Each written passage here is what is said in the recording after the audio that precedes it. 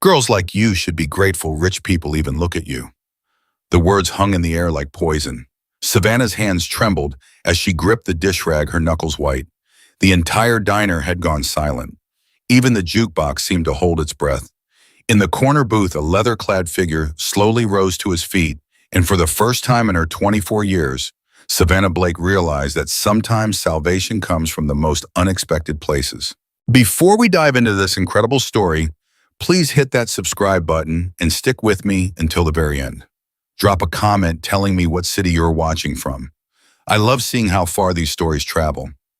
Now let me tell you about the day everything changed in Red Hollow, Arizona. Savannah had been on her feet for 11 hours straight when the black Mercedes pulled into the gravel parking lot. She didn't notice it at first. Her mind was elsewhere, running through calculations that never quite added up. $243. That's what she needed for Marcus's medication this month. She had $116 in her savings account and another shift tomorrow that might bring in $40 if she was lucky, and the tips were good. "Refill, honey?" Old Pete Morrison held up his coffee cup without looking at her. He never looked at her. Nobody really did. "Sure thing, Mr. Morrison." Savannah's voice was soft, practiced in the art of being pleasant without being noticed. She poured the coffee, checked on table 4, where the Thompson family was finishing their chicken fried steak, and cleared the plates from table 6 before anyone had to ask. Invisible. That's what she'd become. A blonde ghost in a faded pink uniform that had seen better days 5 years ago. The bell above the door chimed. Savannah glanced up, her customer service smile already in place, but something made her pause. 3 young men in expensive clothes that screamed money walked in like they owned the place. The one in front, tall, dark hair, styled with more product than she spent on groceries in a week, surveyed the diner with obvious disgust. "Jesus Christ, this place still exists." His voice carried that particular brand of arrogance that came from never having to wonder if you could afford tomorrow's meals. "I thought they condemned buildings like this." His friends laughed. Too loud, too eager. Savannah felt her stomach tighten. She'd seen this type before. Red Hollow was a small desert town, barely a dot on the map between Phoenix and nowhere, but occasionally people from the city passed through. Usually they were polite. Sometimes they were curious. Rarely they were like this. "Sit anywhere you like," she said, her voice steady despite the warning bells in her head. The dark-haired one, she'd later learn his name was Ethan Calloway, walked past her without acknowledgement and slid into the booth nearest the window. His friends followed, their designer shoes tracking dust across the floor she'd mopped 3 times already today. "Unbelievable," Ethan muttered loud enough for everyone to hear. "My car breaks down and this is where we end up. A diner that looks like it's stuck in 1985. "The mechanic said it'd be about 2 hours, one of his friends offered. 2 hours in this shithole." Ethan pulled out his phone, frowned at the screen. "And of course, there's barely any signal. This town is like something out of a Depression documentary." In the corner booth, Jax Ryder's eyes flickered toward the newcomers, then back to his black coffee. He'd been coming to the diner every Tuesday for 6 months now. Same booth, same order, same silence. The Hell's Angles patch on his leather jacket was visible even in the dim light, but he never caused trouble, never spoke much to anyone. Savannah had served him dozens of times and knew almost nothing about him except that he tipped exactly 20%. His coffee had to be black, and sometimes he'd sit there for 3 hours just staring out the window like he was waiting for something that never came. She approached Ethan's table with menus. "Welcome to Red Hollow Diner. Can I start you gentlemen with something to drink?" Ethan looked up at her for the first time, and his eyes did that thing she hated, that quick scan from face to chest to legs and back up like she was merchandise. "What's good here, and please don't say everything because I have eyes." His friend snickered. "The coffee's fresh," Savannah said evenly. "We're known for our pies. The chicken fried steak is popular." "Chicken fried steak." Ethan repeated the words like they were foreign. "Of course it is. You know what? Bring me water. Bottled if you have it, though I'm guessing you don't." "We have tap water." "That's a no then." "Fine, tap water. Make sure the glass is clean." He turned to his friends. "Can you believe my father sent me to check on the Phoenix property in person, like I'm some kind of errand boy?" "I could have sent anyone." Savannah's pen hovered over her notepad. "For the rest of you," the blonde friend ordered a Coke. The other asked for sweet tea. She wrote it down, turned to leave, and heard Ethan say, "Did you see her name tag, Savannah? Bet she was named after the city her mom got knocked up in." The laughter that followed made her face burn. She kept walking, kept her head up, kept being invisible. In the kitchen, she set the order slip down and took a slow breath. Marco, the line cook, glanced over. You good, mija? Yeah, just some city boys passing through. Want me to spit at their food? She almost smiled. We're not that kind of place, Marco. We could be. For you, we could be. But they wouldn't be. Because Savannah Blake had learned a long time ago that girls like her didn't make waves. They didn't talk back.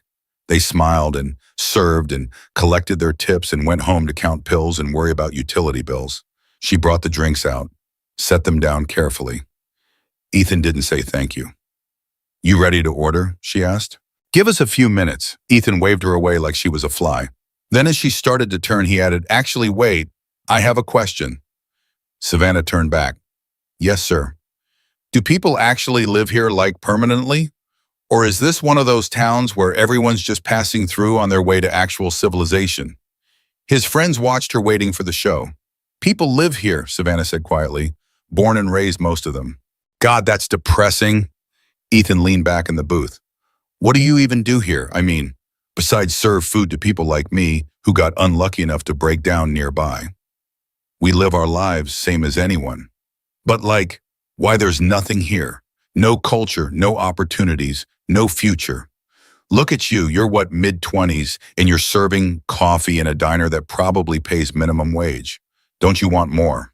The words hit harder than he probably intended. Because yes, she wanted more.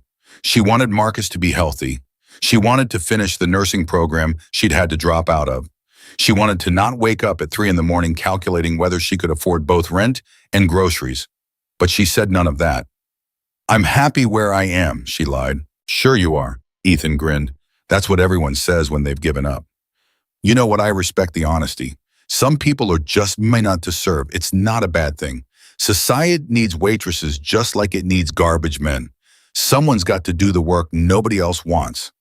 One of his friends shifted uncomfortably. Ethan, come on.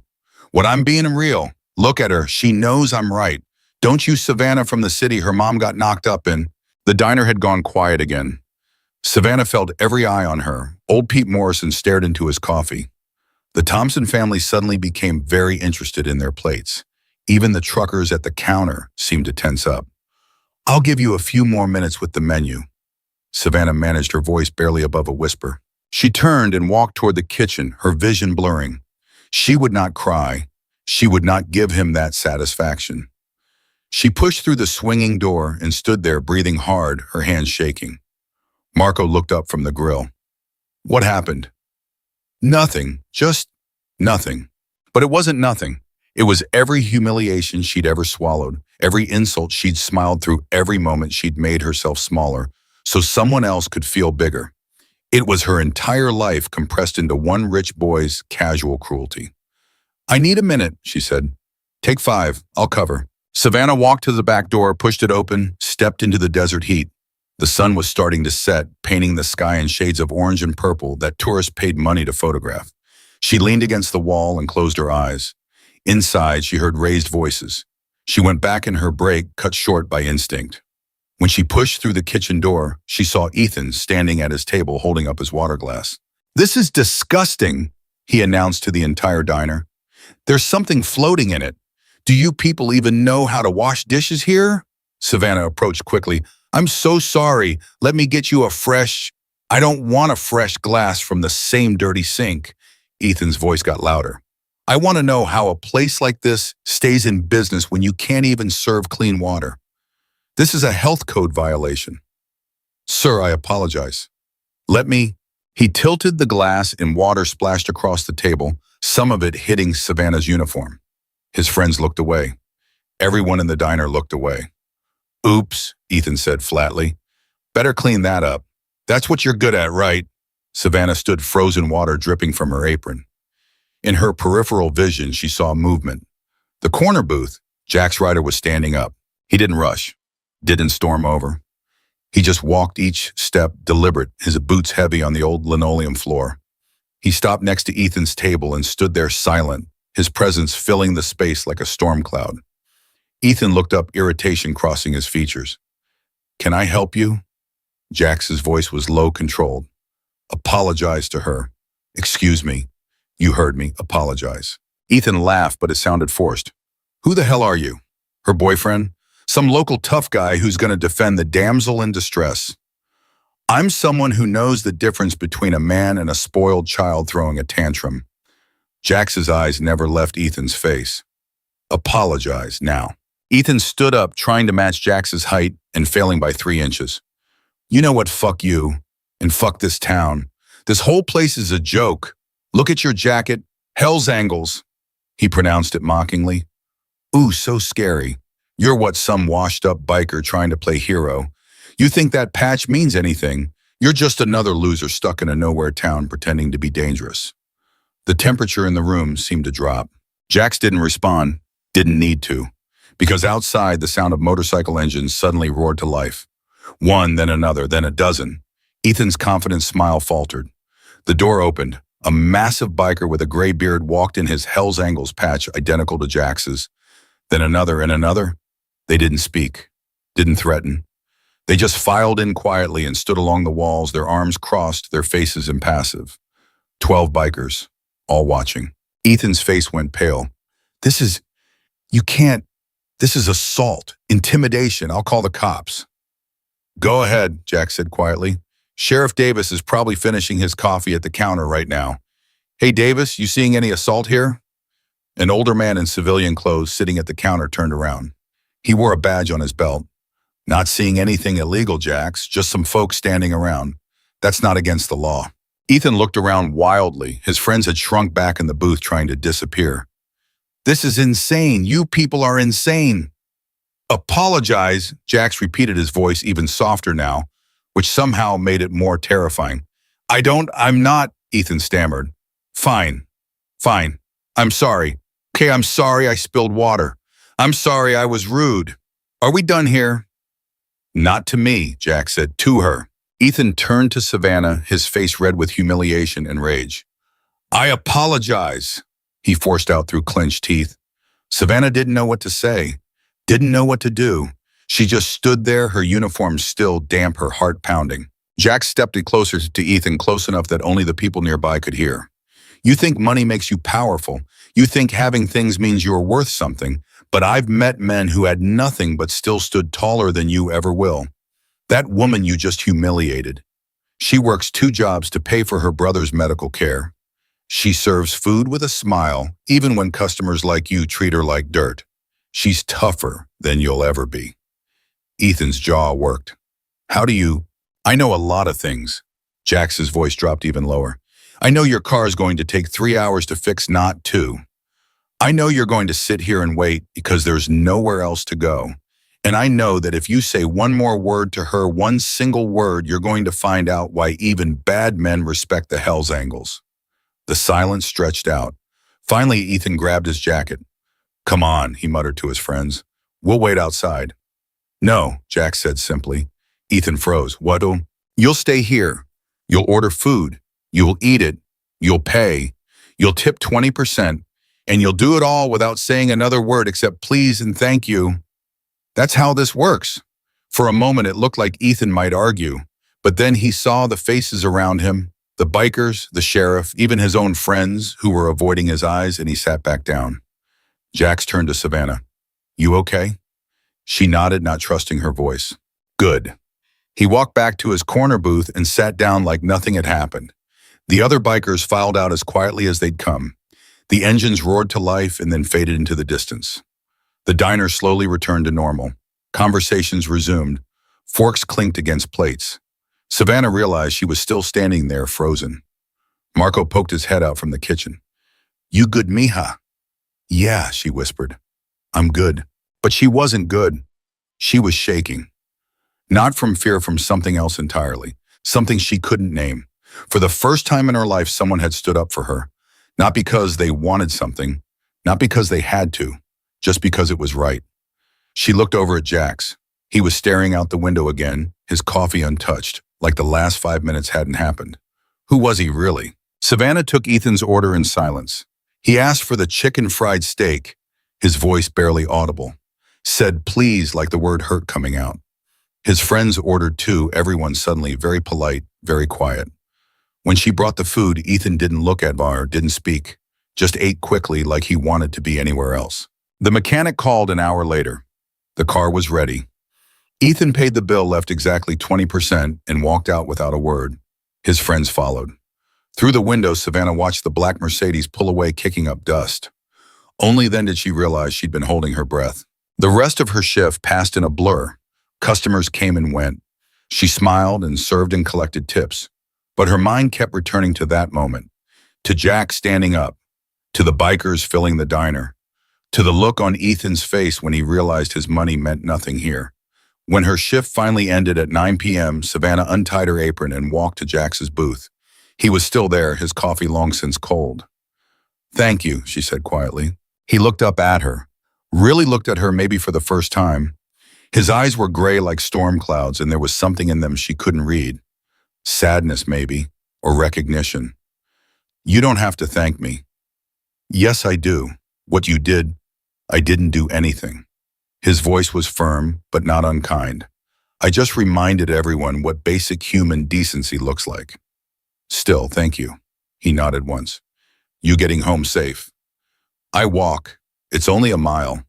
It's dark." "I've done it 1,000 times." "Not after tonight." Jax stood up, pulled out his wallet, left a 20 for his coffee. "Come on, I'll give you a ride." "You don't have to." "I know I don't have to, but I'm going to anyway." They walked outside together. His motorcycle was parked under the one working streetlight, a massive black Harley that looked like it had seen a lot of miles. He handed her a helmet. "I've never been on a motorcycle," Savannah admitted. "First time for everything. Just hold on and lean when I lean." She climbed on behind him, her arms awkwardly circling his waist.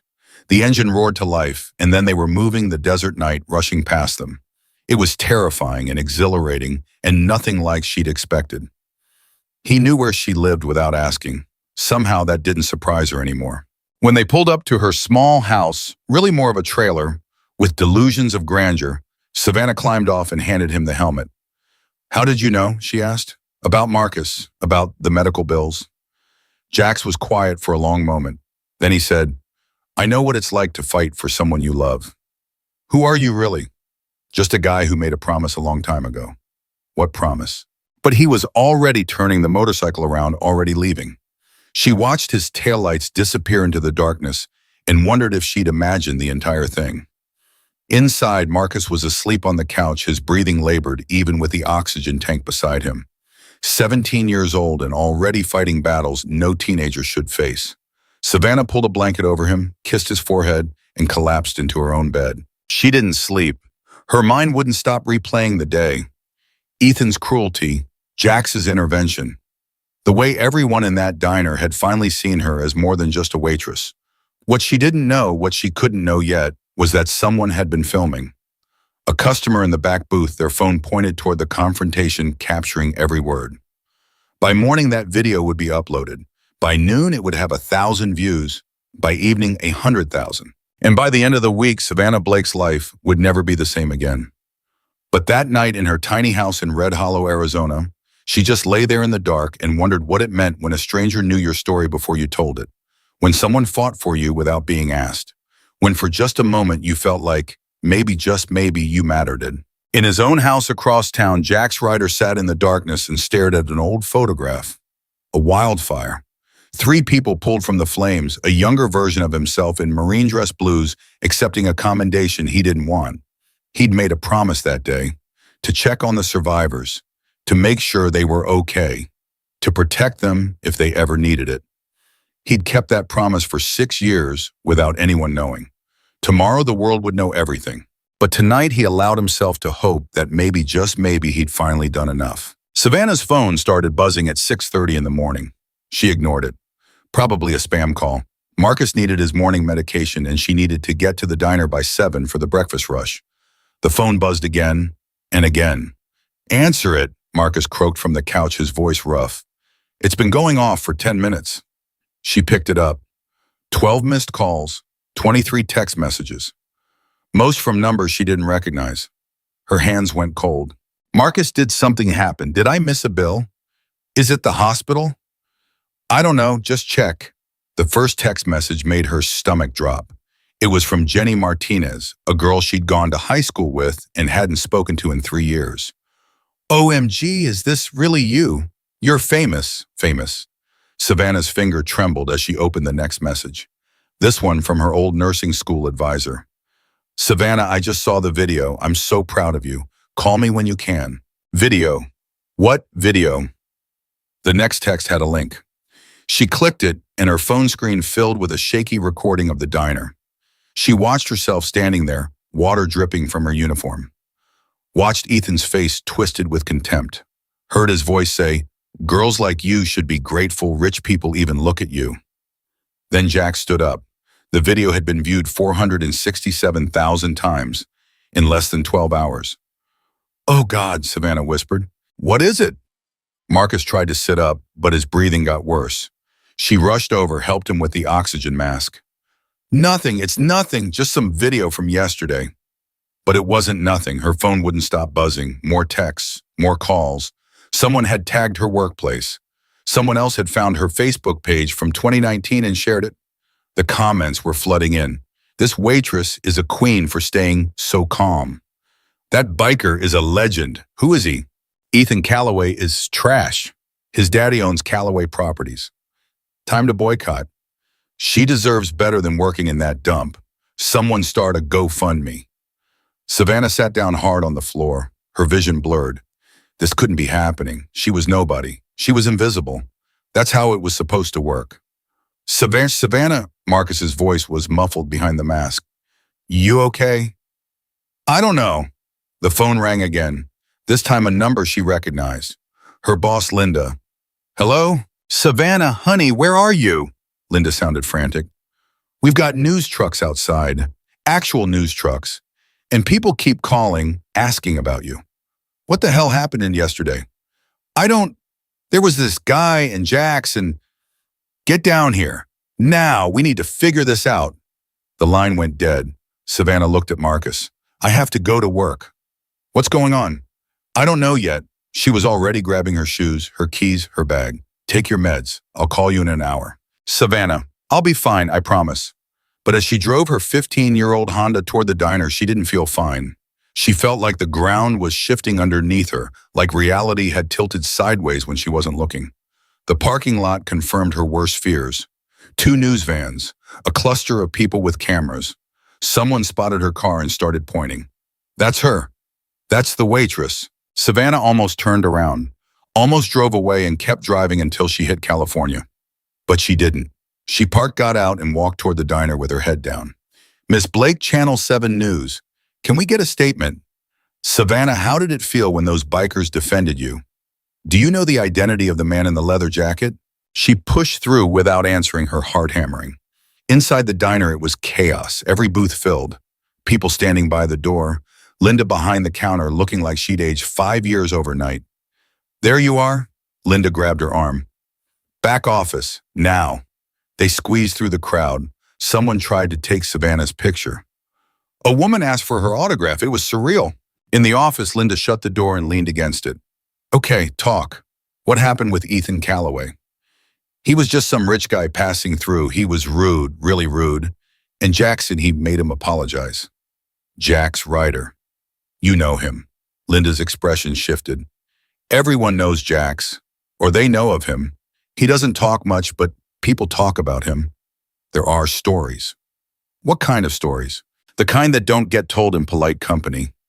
Linda ran a hand through her gray hair. "But apparently they're getting told now. Someone posted his full name in the comments. People are digging. They found his military record." Savannah's chest tightened. "His what?" "He was a Marine, decorated. There's a story about him saving people from a wildfire 6 years ago.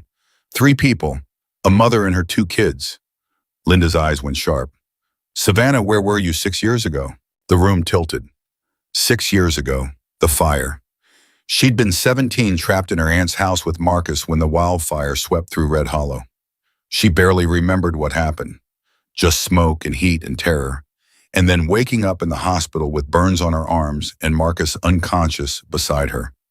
Their mother had died in that fire. The official report said she'd been overcome by smoke trying to get to them.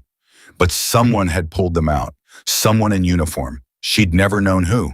Oh my God, Savannah breathed. You didn't know. I never, no one ever told me. Linda's phone rang. She glanced at it, swore under her breath. That's the mayor. This is getting bigger, Savannah. Way bigger. People are calling Ethan Calloway's father's company. Apparently their stock dropped 2 points this morning. Someone found other videos of Ethan being an asshole to service workers. This is turning into a whole thing. Savannah couldn't process it. Her mind was stuck on one fact. Jax had saved her life 6 years ago, and he'd never said a word. I need to see him, she said.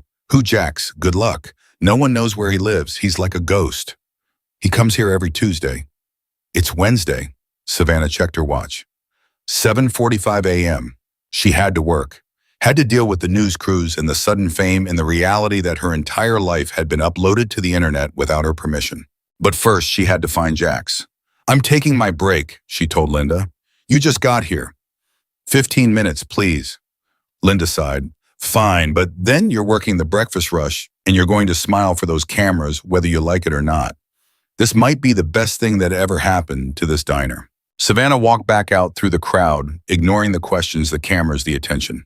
She got in her car and drove. She didn't know where she was going, just drove through Red Hollow's empty streets until she found herself at the old cemetery on the edge of town. And there, parked next to a weathered headstone, was Jax's motorcycle. She got out, walked slowly through the graves, found him standing in front of a simple marker. Sarah Chen, beloved mother, 1979 to 2020. Her mother's grave. Jax didn't turn around, but his voice carried in the morning air. Figured you'd find me eventually. You saved us, Savannah's voice cracked. You pulled us out of the fire. I did my job. You never said anything. All these months you came to the diner and you never... What was I supposed to say? Now he did turn, and his face was lined with something that looked like pain. Hey, remember that worst day of your life? I was there. You're welcome. You could have told me. Why? So you could feel obligated? So every time you saw me, you'd think about your mother dying? He shook his head. I didn't save you so you'd owe me something. I saved you because it was right. Savannah felt tears hot on her cheeks. She died trying to reach us. I know. The smoke was so thick. I couldn't breathe. I thought we were going to die. But you didn't. Jax's voice softened. You're here. Your brother's here. And your mother would want you to live, not spend your life being grateful to some Marine who did what any decent person would do. Is that why you kept coming back to check on us? At first, yeah. The Corps has a survivors program. We're supposed to check in, make sure people are okay after traumatic rescues. But then, he paused. Then I saw how hard you were working, how much you were carrying, and I couldn't leave. Why not? Because I lost someone too. The words came out rough. My daughter, car accident 5 years ago. She was 8. And after she died, I didn't know what to do with myself. Joined the Hells Angels because at least they understood what it meant to be broken. Started writing to places I'd been checking on people I'd helped, trying to feel like my life still mattered. Savannah's breath caught. Jax, you remind me of her. Not in looks, in spirit. That stubborn determination to keep going even when everything's falling apart. That kindness you show even when people don't deserve it. She had that too. His voice broke.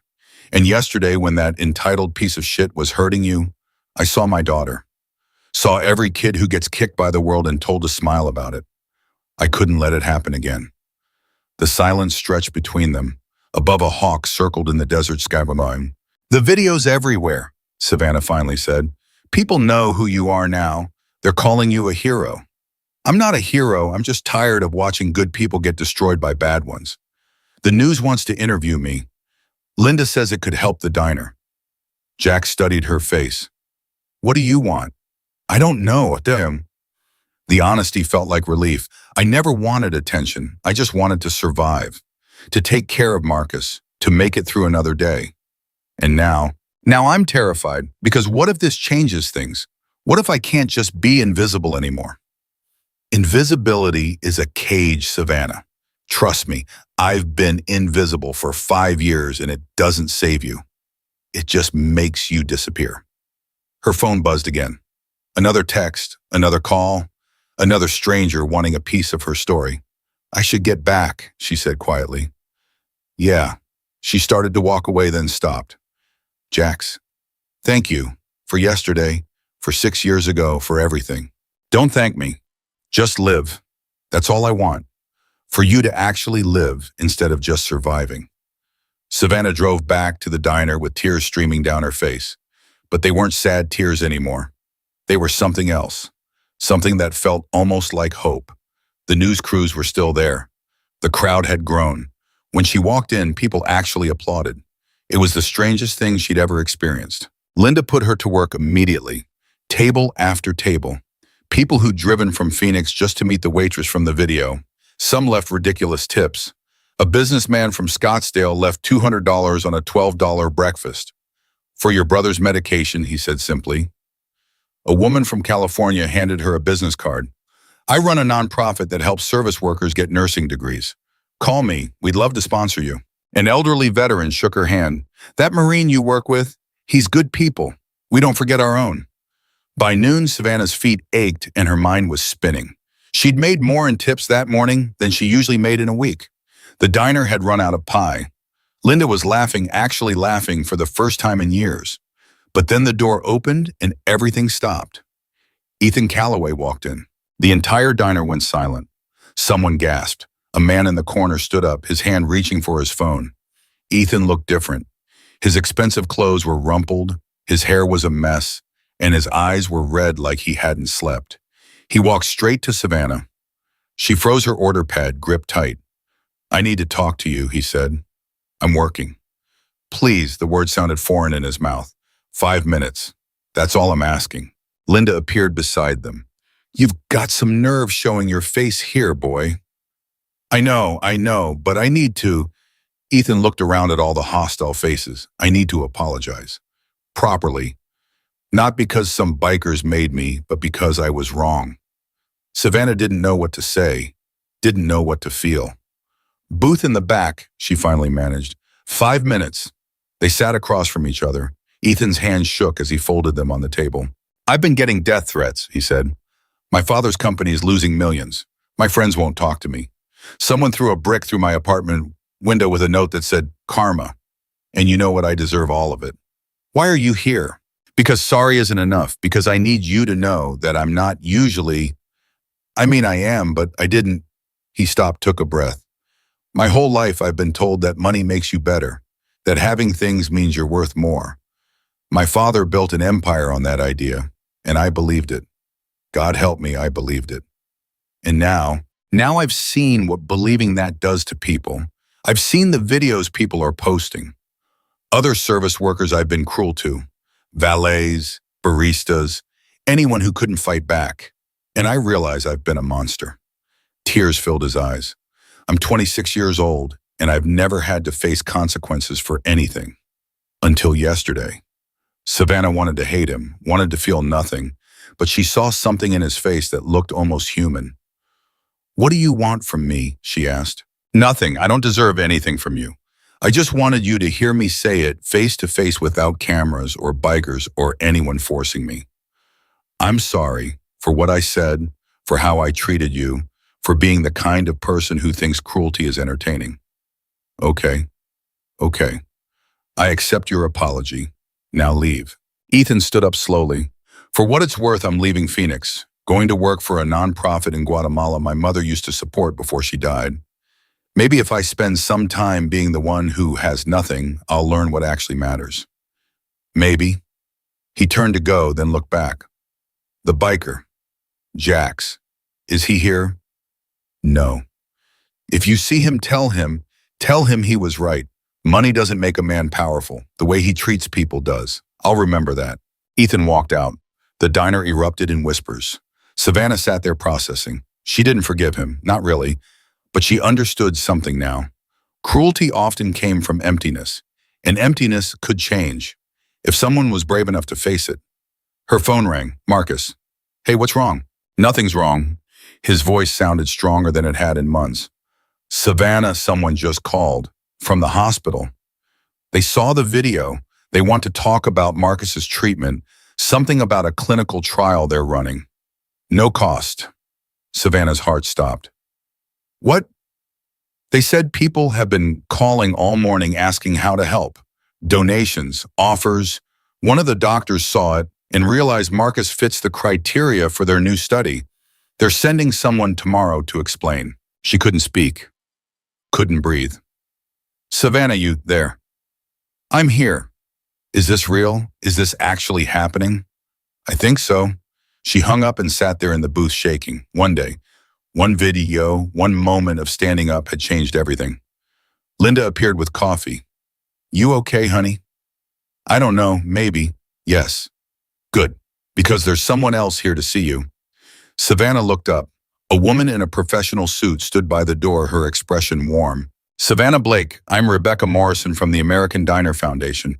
We sponsor service workers pursuing education. After seeing your story, we'd like to offer you a full scholarship to complete your nursing degree. The coffee cup slipped from Savannah's hands. It shattered on the floor. You don't have to decide now. Here's my card. Think about it. Call me when you're ready. Savannah stared at the card, at the broken coffee cup, at the diner full of strangers who suddenly cared about her life.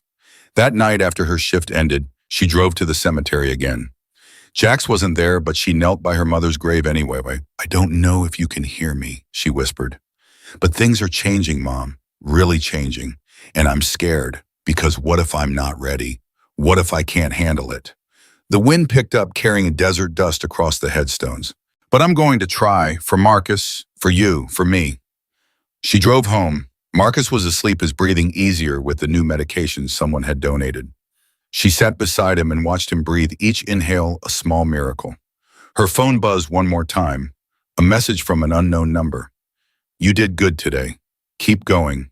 You're stronger than you know, Jay.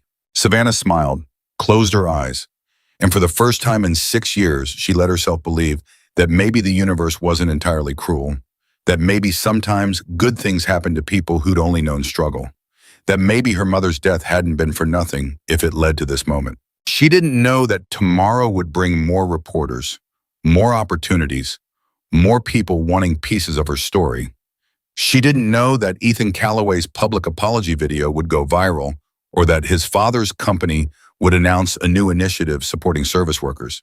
She didn't know that the Hells Angels would become unlikely heroes, their stories shared across America, their quiet dignity praised by millions. She didn't know that Jax would disappear for 2 weeks only to return with news that would change everything again. All she knew was that tonight, right now, Marcus was breathing easy and her phone was full of hope instead of fear. And that was enough. The hospital called 3 days later while Savannah was elbow deep in dishwater. She almost didn't answer. The number looked official, the kind that usually meant bad news about unpaid bills or denied insurance claims. Miss Blake, this is Dr. Patricia Okonkwo from Phoenix Children's Medical Center. We spoke briefly about Marcus's case. Savannah's hands went numb. The plate she was holding slipped back into the water. Yes, the clinical trial. Can you bring him in tomorrow, 9 a.m.? We'd like to run some tests, see if he qualifies for the program. Tomorrow, her mind raced. She had the morning shift. Linda would kill her, but this was Marcus. This was everything. Yes, we'll be there. Good. Bring all his medical records, everything you have.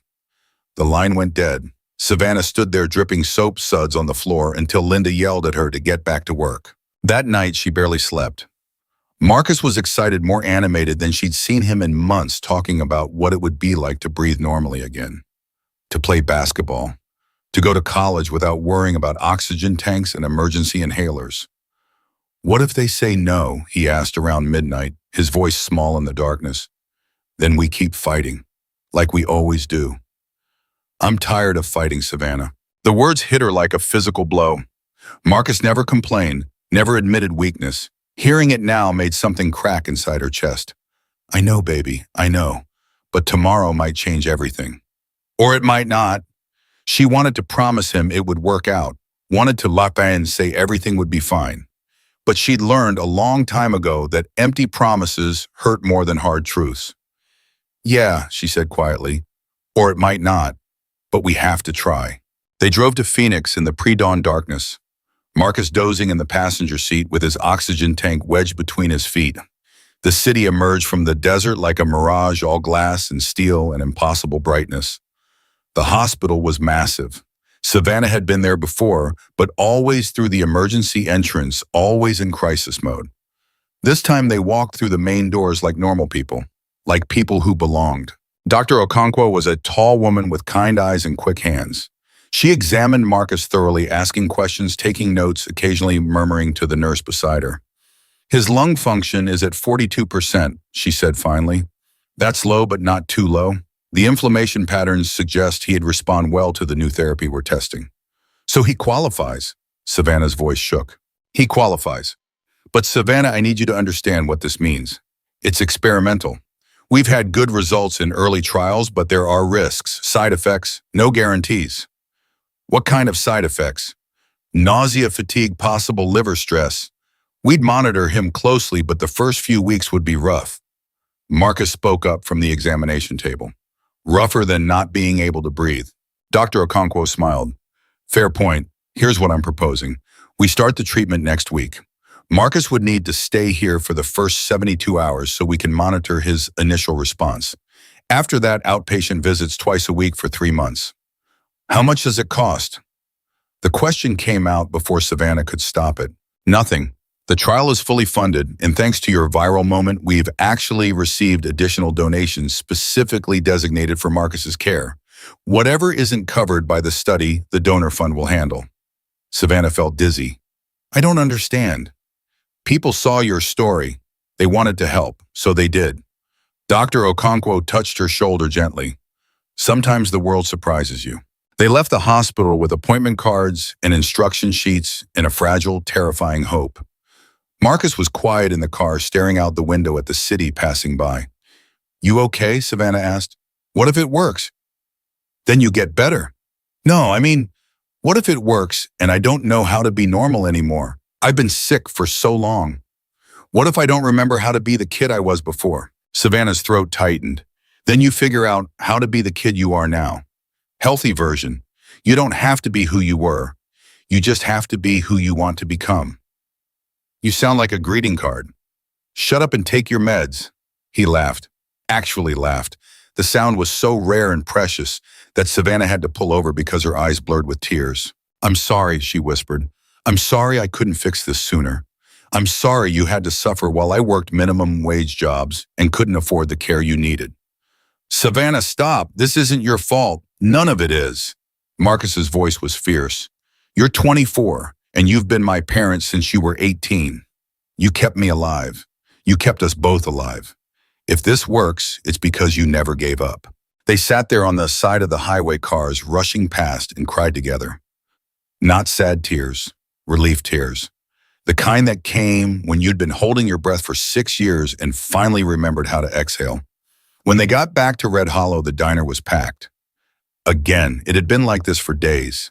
People coming from all over to see the place from the video.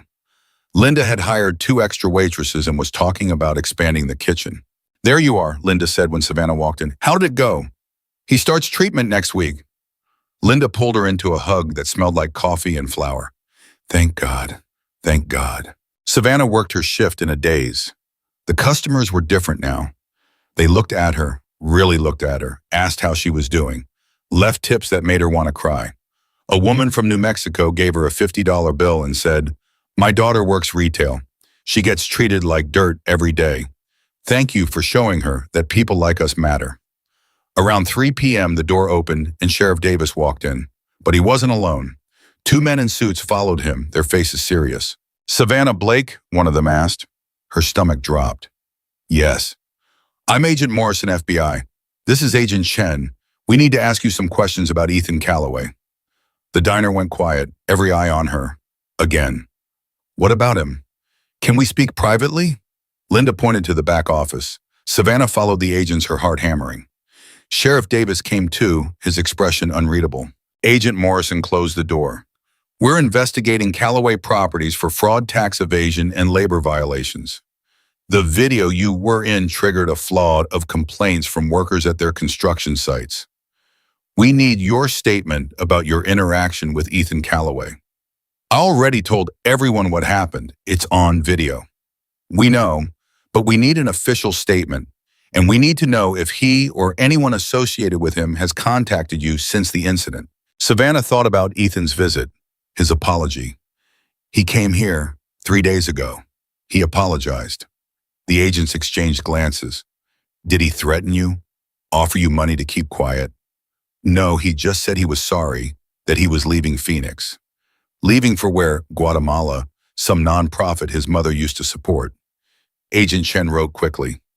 Did he mention his father, the company, anything about their business practices? No, he just apologized and left. The questions continued for another 20 minutes. Details she'd already shared a dozen times. When it finally ended, Agent Morrison handed her a card. If anyone from the Calloway family contacts you again, call me immediately. And Miss Blake, you did a brave thing standing up to him. People like Ethan Calloway count on others staying quiet. After they left, Savannah sat in the office with her head in her hands. Sheriff Davis lingered by the door. You all right, kid? I just wanted to work my shift. Take care of my brother. I didn't ask for any of this. I know, but sometimes life doesn't care what we ask for. He shifted his weight. For what it's worth, you handled that punk better than most people would have. You got dignity, Savannah. That's rare. She went back to work, but her hands shook as she poured coffee and took orders. Everything felt fragile suddenly, like the good things happening were too delicate to trust. Her phone buzzed. Another unknown number. She almost ignored it, but something made her answer. Savannah, this is Jennifer Wu from the Today Show. We'd love to have you on for an interview. Share your story. We could fly you to New York, put you up in a hotel, compensate you for your time. I'm not interested in being on TV. I understand, but your story is resonating with millions of people. Service workers across the country are speaking up about their experiences because you gave them courage. Don't you want to use this platform? I just want to live my life. Think about it. Here's my number. Call me if you change your mind. Savannah deleted the voicemail. Then another came. A podcast, then a book agent, then someone wanting to make a documentary. Her phone became a weapon, each buzz another demand for pieces of herself she didn't want to give. That evening after her shift, she drove to the edge of town where the Hells Angels had their clubhouse. She'd never been there before, never had a reason. But she needed to see Jax, and he wasn't answering his phone. The clubhouse was exactly what she expected. Motorcycles lined up like soldiers, music thumping from inside, men in leather jackets smoking and laughing. They went quiet when she pulled up. A massive biker with a scarred face approached her car. Help you, miss? I'm looking for Jax Ryder. He expecting you. No, but I need to talk to him. The biker studied her face and something shifted in his expression. You're the girl from the video. I'm just Savannah. Just Savannah who made Jax smile for the first time in 5 years. Come on. She followed him inside. The clubhouse was loud and smoky and full of men who looked like they'd seen too much of life's ugly side. But when they saw her, they nodded respectfully. One of them offered her a soda. He's out back, the scarred biker said. Name's Bear, by the way. We've heard a lot about you. You have. Jax doesn't talk much, but when he does, it matters. He said you remind him of his daughter. The words hit her sideways. He told you about her. We all got ghosts. His is just louder than most. Bear gestured to a back door. Go on, but be gentle with him. This whole thing's been hard. Savannah walked through the clubhouse and out the back door. Jax sat on a picnic bench, staring at the desert stretching into twilight. He looked tired, older than she remembered. I figured you'd find me eventually, he said without turning around. You're avoiding me. I'm avoiding everyone. Why saw him? Because I didn't do it for the attention. I did it because it was right. And now people are calling me a hero and I'm not. I'm just a man who's made too many mistakes and tried to fix one small thing. Savannah sat beside him. The FBI came today, asked about Ethan Calloway. I heard they came to see me too. What did you tell them? The truth, that he was a spoiled kid who needed to learn a lesson, that his father's company has been screwing over workers for years, that maybe it's time someone held them accountable. Jax finally looked at her. You okay with all this, the attention, the circus? No, I hate it, but Marcus starts treatment next week and that's only happening because of the circus. So I guess I'm grateful and terrified at the same time. That's allowed. They sat in silence for a while. The desert air was cooling the sky, turning purple and gold. I keep thinking about your daughter, Savannah said quietly. What was her name? Emma. His voice cracked on the name.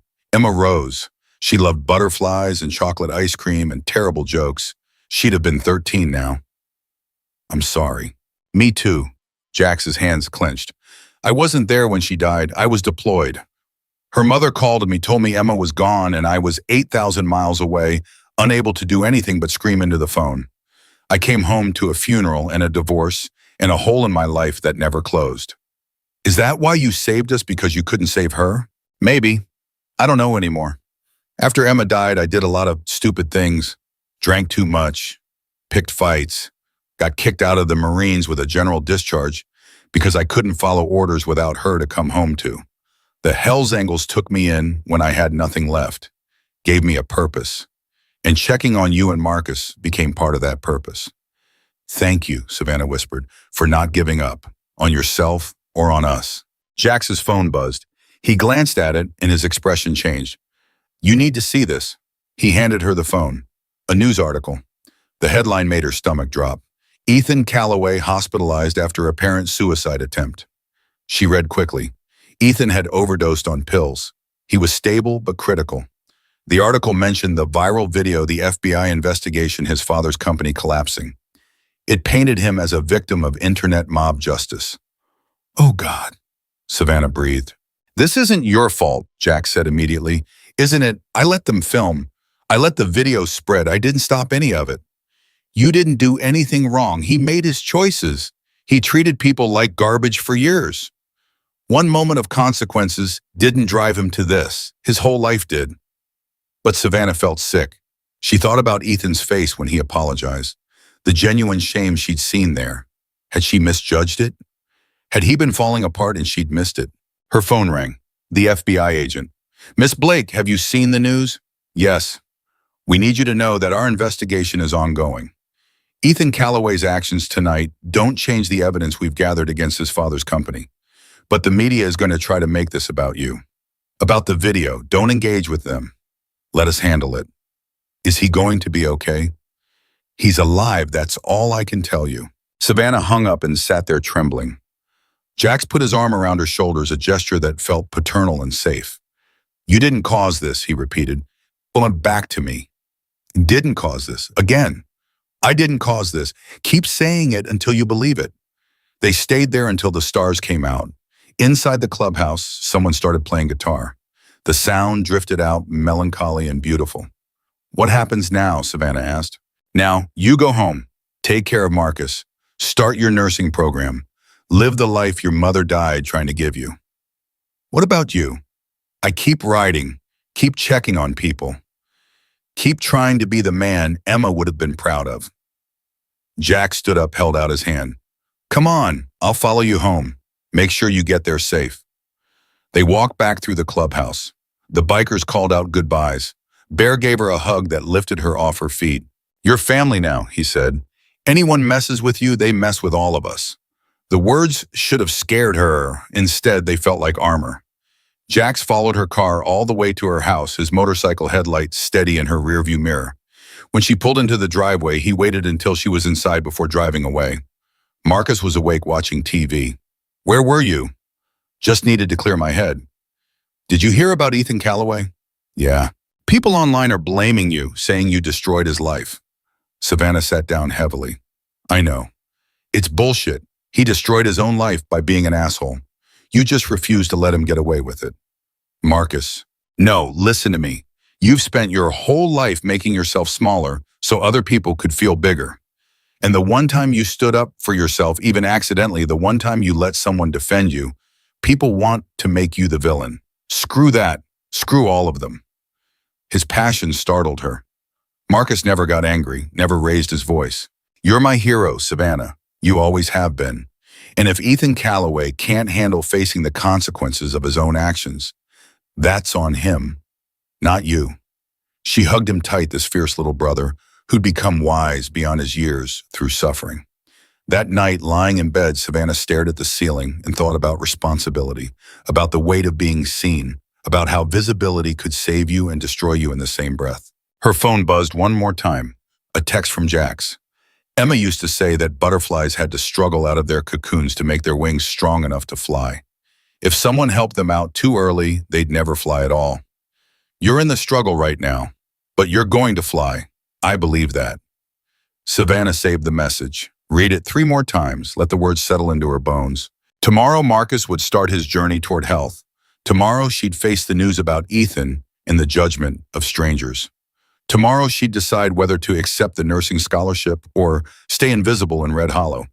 But tonight, she let herself believe what Jax had said, that she was in the struggle, that her wings were getting stronger, that someday soon she'd remember how to fly. Outside, a motorcycle engine rumbled in the distance, a lonely sound that somehow felt like protection. The Hells Angels were riding their nightly patrol, keeping watch over a small desert town that had become something more than just a place to pass through. It had become home, messy and complicated and full of people who'd been broken but refused to stay that way.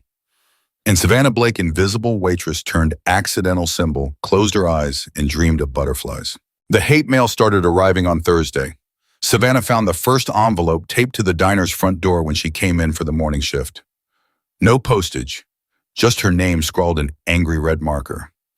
Inside, a single sentence: "You destroyed a man's life for attention. Hope you're happy." Her hand shook as she crumpled it up.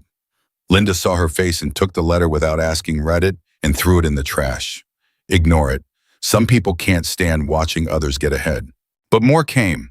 Left on her car windshield, slipped under the diner door, posted in the comments section of every article about Ethan's hospitalization. By noon, her social media accounts were flooded with messages calling her a gold digger, an attention seeker, a vindictive witch who'd driven an innocent man to attempt suicide. Innocent, Savannah wanted to scream at her phone. He humiliated me in front of everyone. But the internet had already decided. Ethan Calloway was the victim now. She was the villain. Marco found her crying in the walk-in freezer during lunch rush. "Mija, what happened?" "I can't do this. I can't be the person everyone wants me to be. Half of them think I'm a hero. The other half wants me dead, and I'm just trying to survive." Then survive. That's all you gotta do, one day at a time. What if Marcus sees this stuff? What if it affects his treatment? Marcus is tougher than you think. And these people, Marco gestured at her phone, they don't matter. They're ghosts, angry, empty ghosts who will forget about you the second the next viral story comes along. He was right. She knew he was right. But knowing didn't make the words hurt less. She got through her shift on autopilot, smiled at customers, poured coffee, pretended the whispers didn't bother her. A woman at table 6 kept staring, her expression cold. When Savannah brought the check, the woman didn't leave a tip, just wrote karma across the receipt. At 4 p.m., her phone rang, a Phoenix number she didn't recognize. "Hello. Miss Blake, this is Dr. Okonkwo. I'm calling about Marcus." Savannah's blood went cold. "What's wrong? Is he okay?" "He's fine, but we've received some concerning messages. People calling the hospital claiming Marcus doesn't deserve treatment because of what happened with Ethan Calloway. Some even suggested we're showing favoritism." "That's insane. Marcus has nothing to do with any of this." "I know, but I wanted you to be aware. Hospital administration is taking it seriously. We've increased security protocols. No one gets information about Marcus without proper authorization. But Savannah, you need to be careful. Some of these people sound dangerous." After she hung up, Savannah stood in the parking lot trying to breathe. This was spiraling fast. What had started as a moment of justice had become something toxic, something that threatened the one person she was trying to protect. She called Jax. No answer. Called again. Voicemail. "I need help," she said to the recording, her voice breaking. "People are going after Marcus now. They're calling the hospital. I don't know what to do." 20 minutes later, Jax's motorcycle roared into the parking lot. He wasn't alone. Bear and 3 other Hells Angels followed. Jax walked up to her, his face like stone. "Who's threatening you?" "I don't know. Anonymous people online. Someone left hate mail on my car this morning." "Show me." She pulled out the latest envelope. This one had been tucked under her windshield wiper. Inside, a printed photo of her house with a red X over the front door. Jax's jaw clenched. You're not going home tonight. What I have to. Marcus is there. Then we're bringing Marcus somewhere safe, both of you. He turned to Bear. Get on the phone with Sheriff Davis. Tell him what's happening and get someone to Savannah's house now. I want eyes on it until we figure this out. Jax, this is crazy. You can't just... Yes, I can. And I will. His voice softened. Savannah, listen to me. I've seen this before. Internet mobs. Anonymous threats. It starts with words and escalates fast. I'm not letting you become a statistic because some keyboard warriors decided you're their villain this week. Two Hell's Angels were already on their motorcycles heading toward her house.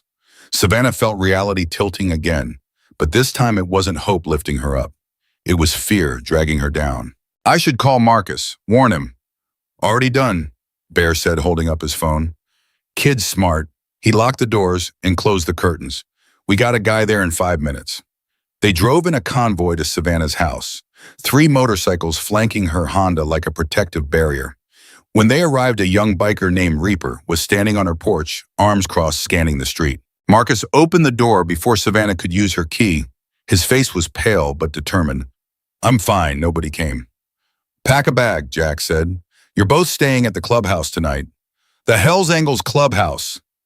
Marcus's eyes went wide. Seriously, Mom? You got a problem with that? No, that's actually kind of awesome. Despite everything, Savannah almost smiled. Only Marcus could find excitement in a crisis. They packed quickly, closed medications, Marcus's laptop. Savannah grabbed the photo of their mother from the mantle, the only picture that survived the fire. When they walked out, Jax was on the phone, his voice low and intense. I don't care what it costs. I want to know who's behind these threats. Run the IP addresses, check for patterns, and get me a name by tomorrow. He hung up and caught Savannah's questioning look. I know people who know things. We'll find out who's targeting you. At the clubhouse, the atmosphere was different than before. Serious. Focused. The bikers had cleared out a back room, set up 2 cots with clean sheets. Someone had brought food from the diner. Bear's girlfriend, a tiny woman named Rita, who looked nothing like what Savannah expected a biker's girlfriend to look like, hugged her immediately. You're safe here, honey. These boys might look scary, but they're all softies underneath. I heard that, Bear growled, but he was smiling. Marcus was fascinated by everything. The motorcycles, the patches, the stories the bikers told about road trips and close calls. For the first time in weeks, he looked like a regular teenager instead of a sick kid carrying the weight of mortality. Savannah sat with Jax on the back porch while Marcus bonded with his new protectors inside. The desert night was cool stars scattered across the sky like broken glass. I should have stayed quiet, she said. Should have just taken Ethan's abuse and moved on. None of this would be happening. You don't believe that. Don't I? Marcus is in danger because I couldn't keep my head down. Jax turned to face her, his expression fierce. Marcus is in danger because sick people use the internet to hurt others. Because some humans are broken and cruel. Not because you stood up for yourself. Don't you dare take that on, son. But if you just what? Let him humiliate you, let him get away with treating you like garbage, then what? You'd still be invisible. Marcus would still be sick, and nothing would change. At least now you're fighting back. At least now you matter. I don't want to matter. I want to be safe. You can't have both, not anymore. His voice gentled. I know it's scary, but you're not alone in this. You've got the Hell's Angels. You've got this whole town. And you've got me. We're not letting anything happen to you or Marcus. Inside, someone cranked up music. Classic rock bleeding into the night air. Marcus laughed at something Bear said, the sound carrying through the open window. He sounds happy, Savannah whispered. He is. Maybe for the first time in a while, he's not the sick kid. He's just a kid. They sat in comfortable silence until Jax's phone buzzed. He checked it, and his expression darkened. We got a name. The person behind the threats. Huche, Ethan's mother, Diane Calloway. Savannah's stomach lurched. His mother. Apparently she blames you for his suicide attempt. She's been orchestrating the online harassment, hiring people to post about you, even paying someone to find your address. Jax's knuckles went white around his phone. She's also the one who called the hospital about Marcus. Oh God, what do we do? Sheriff Davis is handling it. She crossed a line. This isn't just internet hate anymore. It's targeted harassment, possibly stalking. She could face charges, but she's grieving. Her son almost died. Her son almost died because he couldn't face the consequences of his own actions. And now she's trying to make you pay for it. Grief doesn't excuse cruelty, Savannah. You of all people should know that. He was right. She'd lost her mother, watched her die in the fire, and she'd never once thought about hurting the people who survived. Never blamed the firefighters who couldn't save everyone. Grief was a reason, but it wasn't an excuse. Sheriff Davis showed up an hour later with news. Diane Calloway has been issued a restraining order. She's not allowed within 500 feet of you, Marcus the Diner, or this clubhouse. If she violates it, she'll be arrested. Will that stop her? Savannah asked. Probably not. Women like her think rules don't apply to them.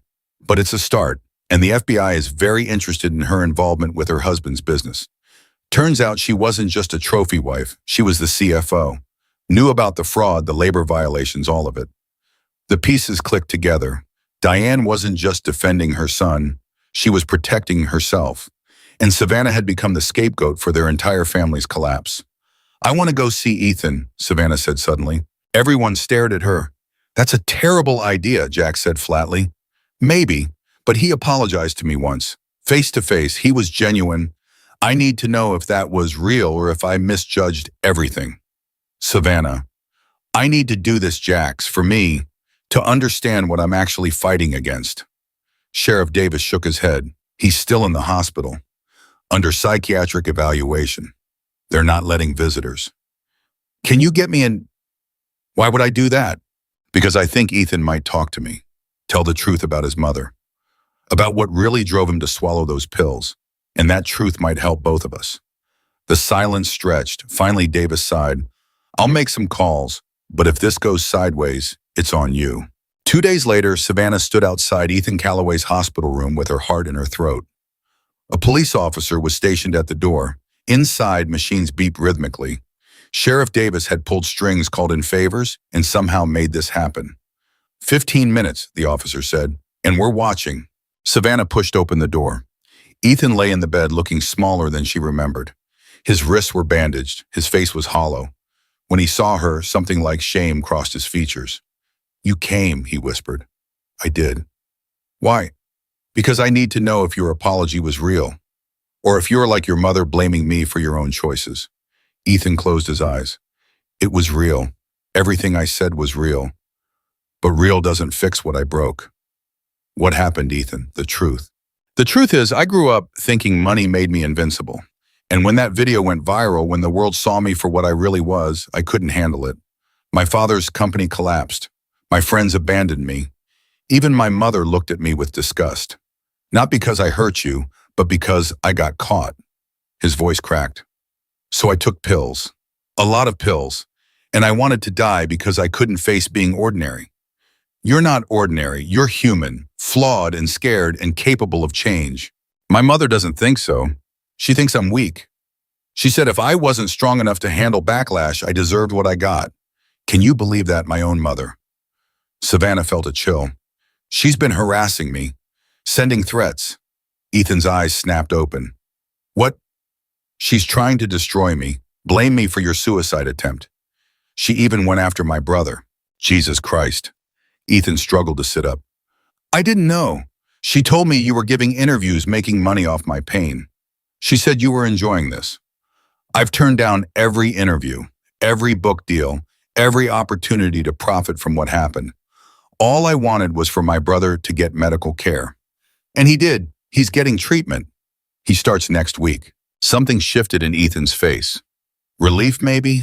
Or redemption? Good, that's good. At least something decent came from this nightmare.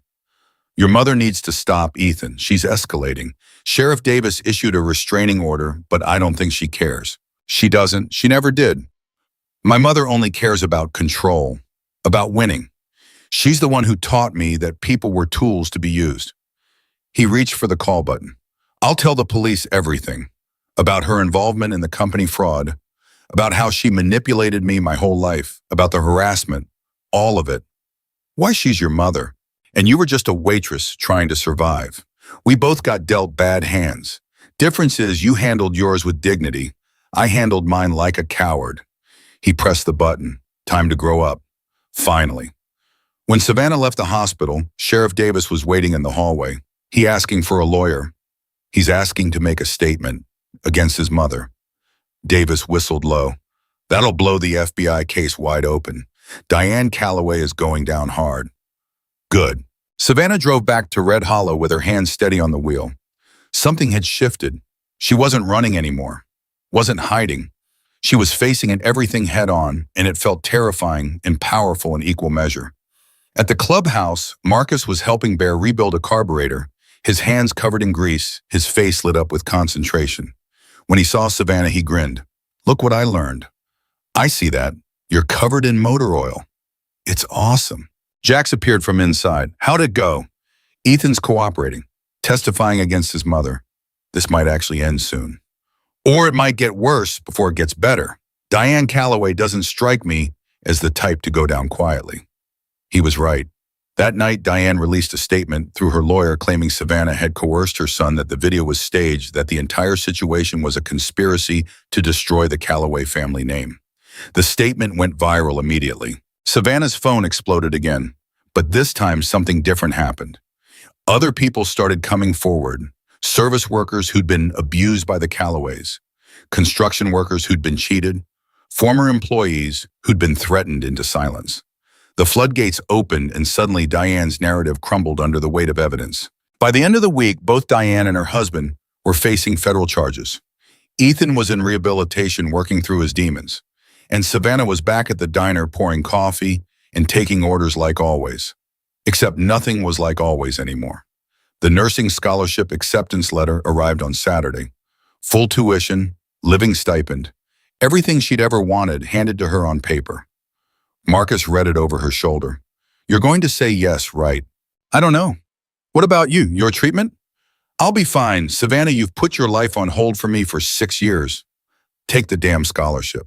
But no buts. You deserve this. Mom would want this. I want this. Stop making yourself small. She looked at her baby brother, this fierce soul in a fragile body, and realized he wasn't a baby anymore. He was 17, almost a man, and he was right. Okay, she whispered. Okay. That night, she called the Scholarship Foundation and accepted. Classes started in January. She had 3 months to prepare. 3 months to figure out how to be someone other than the invisible waitress. Jax took her riding to celebrate. They sped through the desert with the stars overhead and the road endless beneath them.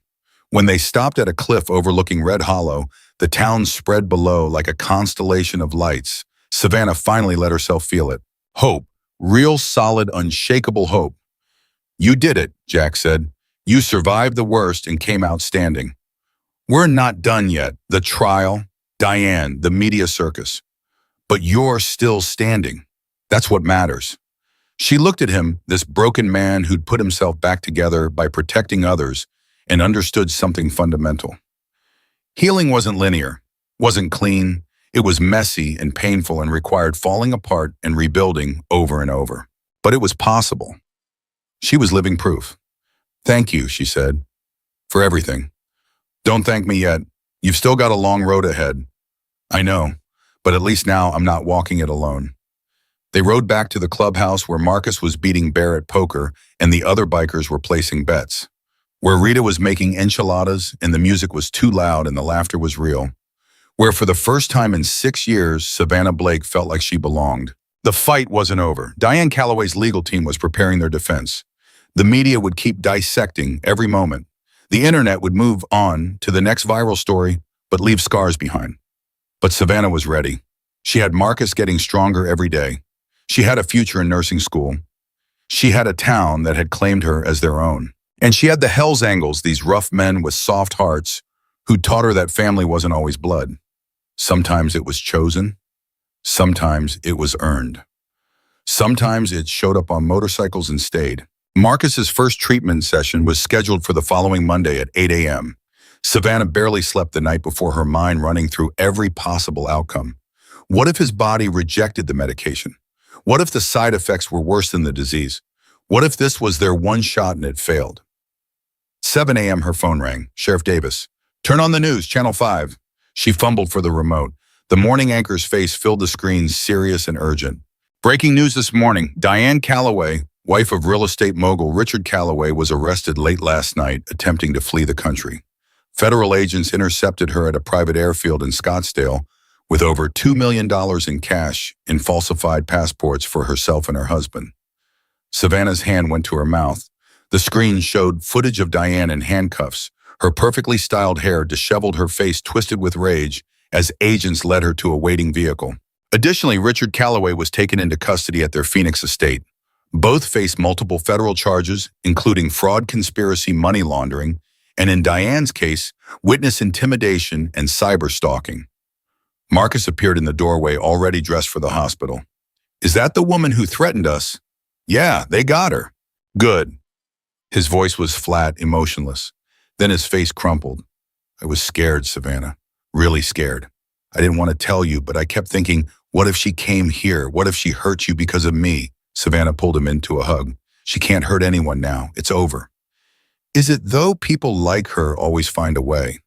He wasn't wrong, but for now, this moment, they had a reprieve, and they had a hospital appointment to keep. Dr. Okonkwo met them in the treatment wing, her expression warm but professional. Big day. You ready, Marcus? As ready as I'll ever be. Good answer. Savannah, you can stay with him for the first hour, but then I need you to wait in the family lounge. This is going to take most of the day. They settled Marcus into a reclining chair. A nurse inserted an IV line with practiced efficiency. The medication drip started, clear liquid flowing into his arm. Marcus watched it with wide eyes. Does it hurt? Savannah asked. Not yet, just feels cold. 30 minutes in, his hands started shaking. 45 minutes, nausea hit hard. He threw up twice, his face pale and sweating. Savannah held a basin and wiped his forehead and tried not to cry. I'm okay, he gasped between heaves. This is normal, right, Doc? Completely normal. Your body's adjusting. It'll get easier. Dr. Okonkwo adjusted the drip rate. Savannah, why don't you take a break? Get some coffee. Marcus is in good hands. She didn't want to leave, but Marcus squeezed her hand weakly and said, Go, I don't want you watching me puke all day. In the family lounge, Savannah collapsed into a chair and stared at nothing. Other families filled the room. A mother knitting furiously, her jaw tight with worry. An elderly man doing crossword puzzles with shaking hands. A teenage girl plugged into headphones, tears streaming silently down her face. Everyone here was fighting invisible battles. Everyone here understood what it meant to watch someone you love suffer and feel completely helpless. Her phone buzzed, a text from Jax. How's he doing? Rough, but hanging in there. You need anything, just for this to work.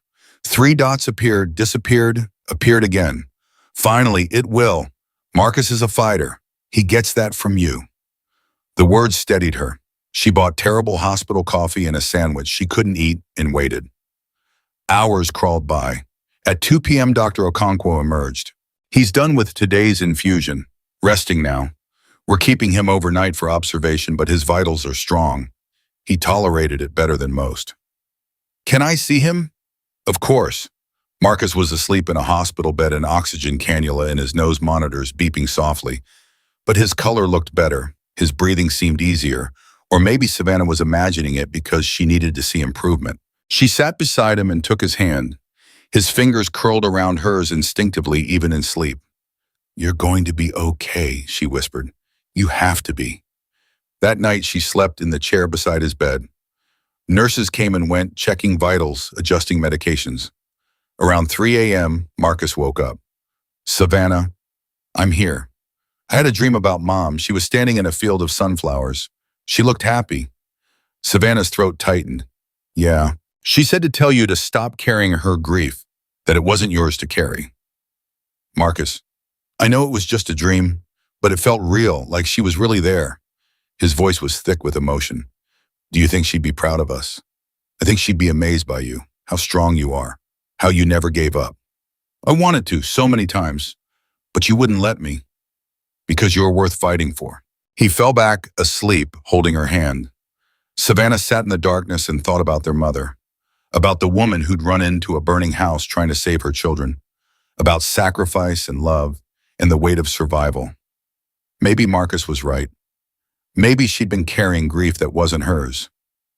Maybe it was time to let it go. The next morning, Dr. Okonkwo had good news.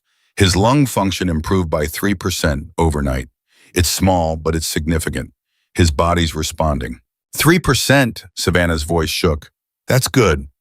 That's excellent. Most patients take a week to show any improvement. Marcus responded in less than 24 hours. Hope flared in Savannah's chest, bright and terrifying. What if this actually worked? What if Marcus got to live a normal life? The possibility felt too big to hold. They discharged him that afternoon with strict instructions and a bag full of prescriptions. Marcus was exhausted, but smiling, his eyes brighter than they'd been in months. I could breathe, he kept saying on the drive home. Like actually breathe, without forcing it. Don't get too excited yet. Dr. Okonkwo said it's a long process. I know. But Savannah, I could breathe. When they pulled up to the house, motorcycles lined the street. The entire Hells Angels Club was there, along with half the town. A banner hung across the porch. Welcome home, Marcus. Bear stood in the front yard, arms crossed, grinning. Figured the kid needed a proper homecoming. Marcus's face lit up. This is for me. Who else your family now? Linda brought food from the diner. Rita organized everything with military precision. People Savannah barely knew stopped by to wish Marcus well, to drop off cards and gifts and prayers. The house that had always felt too small and too empty suddenly overflowed with life. Jax found Savannah in the kitchen washing dishes while chaos swirled around them. How you holding up? I don't know. Everything's happening so fast. The Callaways arrested, Marcus responding to treatment. This. She gestured at the celebration. I keep waiting for it all to fall apart. It won't, not this time. How can you be sure? Oh, because you're not alone anymore. That's the difference. When bad things happen now, you've got people to catch you.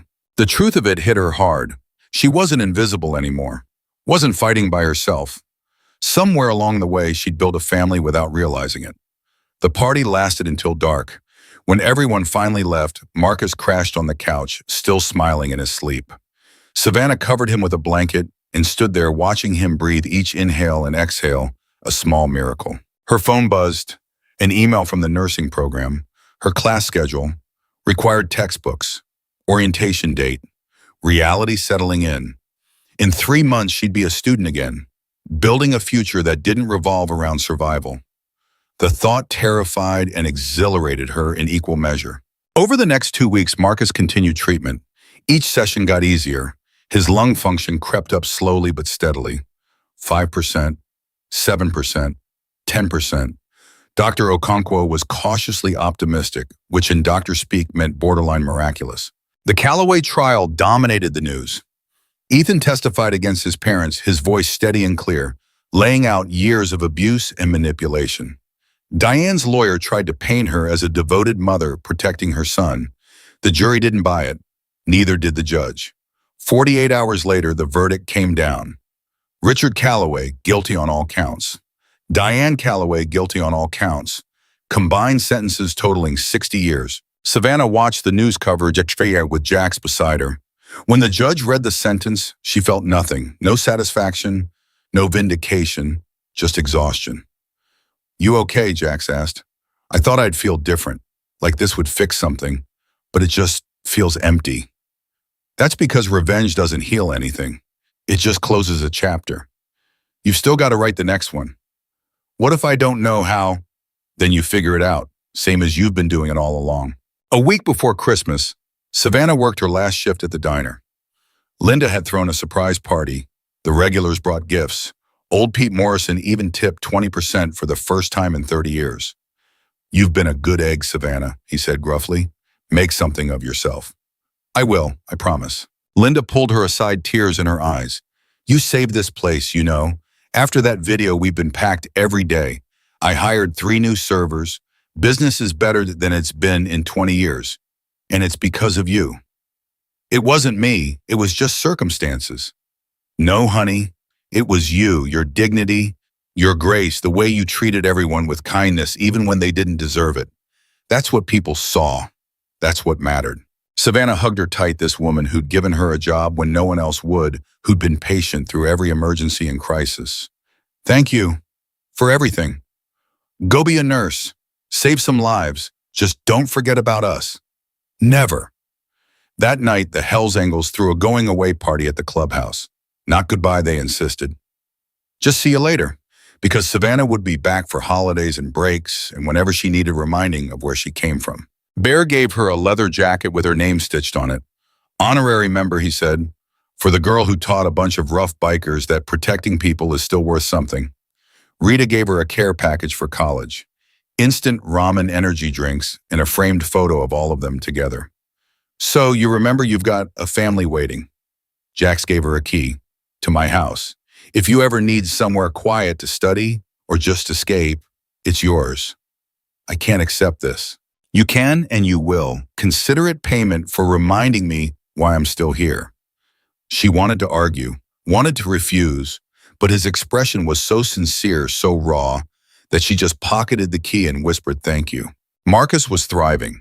His lung function had reached 58% higher than it had been in 5 years. He'd started talking about college, about majoring in engineering, about building motorcycles with Bear in his spare time.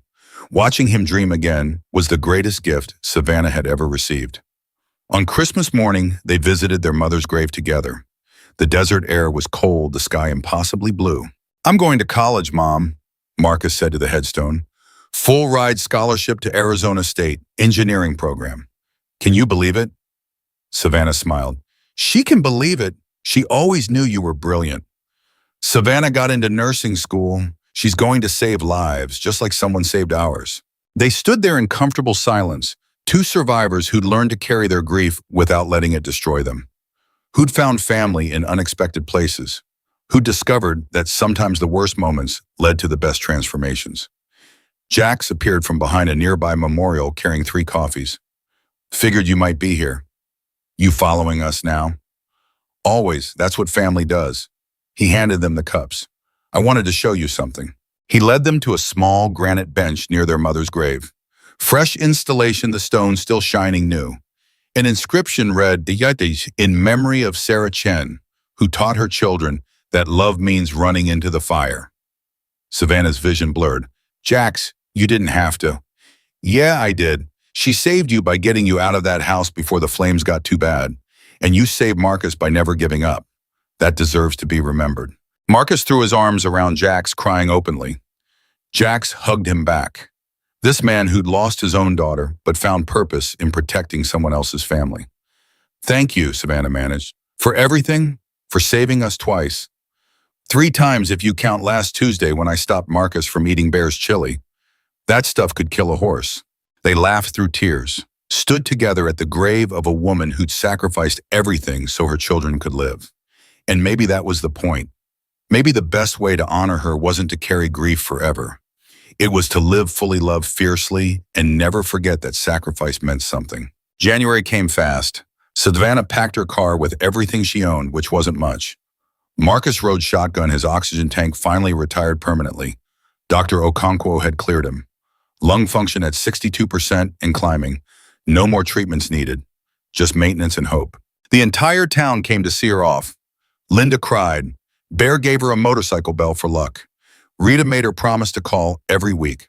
Sheriff Davis handed her pepper spray and made her promise to use it if any college boys got too friendly. Jax walked her to her car, his hands in his pockets, his expression carefully neutral.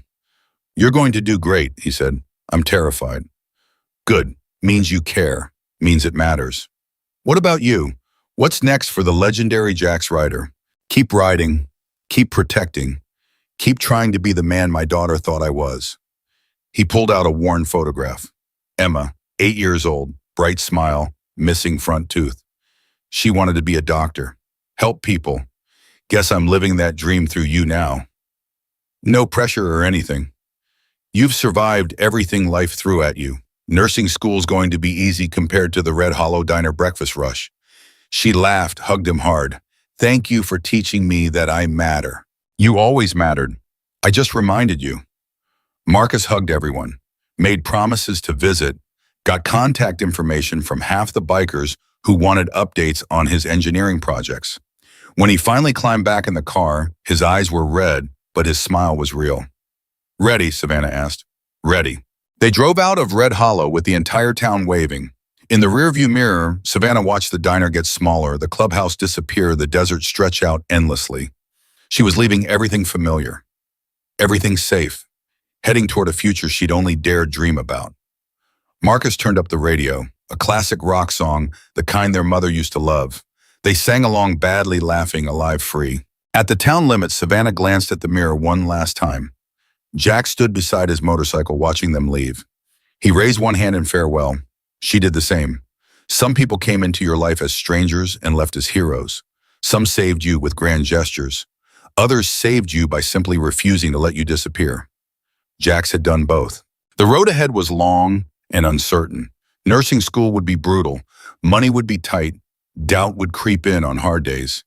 But Savannah Blake had survived fire and loss and cruelty and viral fame.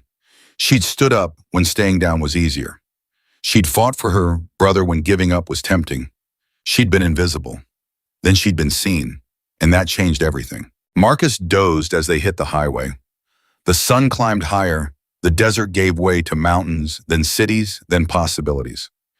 Savannah thought about that day at the diner, about Ethan's words, about Jack standing up, about the moment her entire life pivoted on a single act of dignity. Girls like you should be grateful rich people even look at you. She smiled at the memory because she'd learned something crucial in the months since. She didn't need rich people to look at her, didn't need anyone's approval or permission to matter. She'd always mattered. She just needed to believe it. And now she did. The story of the waitress and the biker spread across America like wildfire. Shared in break rooms and classrooms, referenced in sermons and speeches, became shorthand for standing up, speaking out, refusing to accept cruelty as normal. But Savannah wasn't a symbol. She was just a girl who'd been hurt and found the courage to let someone defend her, who'd taken that moment and built a future from it, who'd proven that sometimes the quietest people contained the strongest spirits. Years later, Nurse Savannah Blake would work in Phoenix Children's Hospital, would save lives, would mentor young women from small towns who thought they had to stay invisible, would tell them about a diner and a biker in a moment that changed everything.